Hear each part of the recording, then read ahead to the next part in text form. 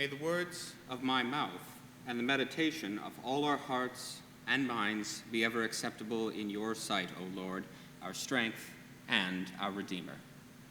Amen. In Mark's Gospel, this story of healing in Capernaum is the first sign that we hear of Jesus performing. And this first sign is an exorcism. Don't worry, today's sermon will not have a Linda Blair spin on it. These sign stories are not gimmicks. They might get our attention. They might provoke our amazement or even our skepticism. But they're not significant because they are flashy. They are significant because of the messages that they communicate. If we're going to look at this sign story as a sign that Jesus is the Holy One of God, then we need to recognize what it tells us about God as well. This story shows us that evil and human suffering are real, but personally, I like what a theologian by the name of Karl Barth said, that God is at our sides, and all that causes suffering to us is painful and authentical to God. In other words, God is with us through the suffering. All of us have experienced suffering of some sort or another, or seen the effects of evil in one way or another. In this story, it is referred to as an unclean spirit, and it has its own voice. Now, when I say it has its own voice, I'm not talking about a hallucination here. I'm talking about something that is intrusive and consuming and destructive to relationships. This could be something like an illness, or it could even be something like an idea. I would like to be careful here. When I connect illness, be it mental or physical, and when I compare it to the unclean spirit, I'm not implying blame to the person. I'm lamenting the suffering that they are going through. For example, if I have a friend who's having a bad day because their depression or their anxiety is acting up, and they're treating me with unkind words, I do not blame what my friend is going through. I feel sad and a bit angry that the illness is putting a stress on our relationship, but I feel more sad that it is causing them pain. Or when I look around at the world, I'm sad that we are all isolated right now because of this pandemic. I am sad that this pandemic is cutting us off from one another. I might be a bit angry at the pandemic, but I am not angry at the government for putting us in lockdown procedures. Wearing masks and staying physically isolated is how we are practicing healing at this time. Or when I look south at the political tensions that we have seen these past few weeks, or longer, I feel a lot of sadness and anger at the racism and the violence. But I have family down there, and I still love my family. I am sad and angry that there was an attempted insurrection, and I am very angry at the former president's part in inciting it. And there we see another parallel. In today's gospel, the ability to name something and to separate it has power.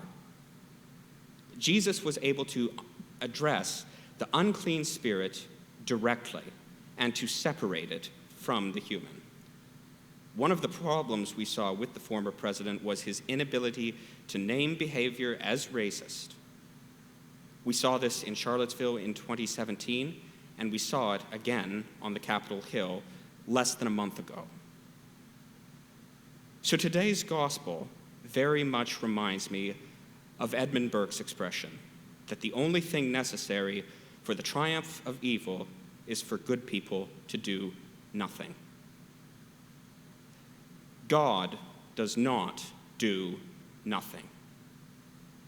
Jesus teaches us to address evil directly, even if we are afraid of it. And I'm fairly sure Jesus himself was afraid. he seems uncomfortable at different parts in the gospel. In a number of the sign stories, these stories have a common element. Some of them in some of them, Jesus asks those who witness his signs to keep it quiet. Jesus doesn't ask for that in today's gospel, but we might see why he was feeling nervous. The reaction of the crowd. They were all amazed, and they kept on asking one another, "What is this? A new teaching with authority?" He commands even the unclean spirits, and they listen to him. And at once his fame began to spread throughout the surrounding region of Galilee. The reading from Deuteronomy also talked a little bit about the significance of prophets and recognizing their authority. In Jesus' time, one of the ways that rabbis and other people spoke with authority was by connecting their thoughts with pre-existing ideas. Kind of like what I do when I cite my sources, or when I drop names like Karl Barth or Edmund Burke. And in and of itself, that's not a bad thing. Actually, it can be a good thing that we give credit for ideas that we're sharing. It can also let others know where they can explore the idea further. And Jesus definitely does refer to traditions in his own scriptures, but he also speaks from his own heart, the heart of a servant of God. This sounds a bit different to the crowd, and for some, it's a bit of a threat. Jesus is not afraid to name evil when he sees it, and although he may draw on the authority of God and the scriptures and the prophetic tradition, he does not always rest his authority on those who are in positions of power. And that's going to upset people. Actually, it's going to get him in pretty big trouble. It's going to lead him to Calvary, to the crucifixion, but also eventually the resurrection. Even in this early story of Mark's gospel, we can see a foreshadowing of the crucifixion and a foretaste of the resurrection.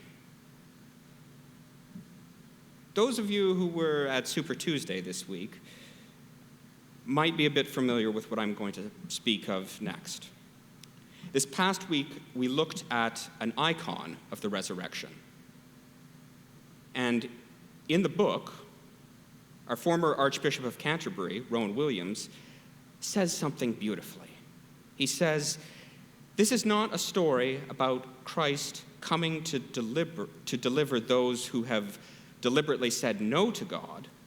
It is about Christ coming to those who, after all their struggle and even their attainment, after all their partial encounters with God, are stuck in the agony of knowing God a little, but having been frozen by death in this tantalizing half-knowledge, seeing something of God, yet not being free to live with him." The resurrection, in principle, does away with those factors that frustrate and distort our relations as human beings with our environment, be it our human environment, all those who have gone before us, but also our natural environment. And it is those elements of the resurrection that we are seeing here. It's actually the unclean spirit that acknowledges Jesus as the Holy One of God. So the man has at least had a partial encounter with God already. He's just frozen by this unclean spirit until Jesus casts it out. But by casting out the unclean spirit, Jesus is freeing the man to be in a more complete relationship with God. In this story, God is showing us that. God is showing us that Jesus is the Messiah because he breaks through the forces that threaten to separate us. Through this sign, God shows us that Jesus is the Holy One of God, not because it's something exciting or amazing, but because the sign breaks those forces that separate us. And I think that's what we're called to do, to look at our own lives, to name those things that separate us in our relationship with others, with our environment, and from God. And by naming those things, we can start to draw out those things that separate us. And we can restore our relationship in the way that Christ has showed us. So I'd ask that that's what you consider later on as we recite the confession and as we go out into the world to show Christ's light in our relationships. Amen.